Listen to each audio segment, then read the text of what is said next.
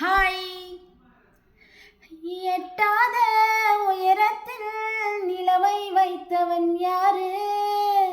கையோடு சிக்காமல் காற்றை வைத்தவன் யாரு? இதை எண்ணி எண்ணி இயற்கையை வியக்கிறேன். எட்டாத உயரத்தில் நிலவை வைத்தவன் யாரு? பெண்ணே பெண்ணே, பூங்காற்று அறியாமல் பூவை திறக்க வேண்டும். பூக்கூட அறியாமல் தேனை ருசிக்க வேண்டும். அட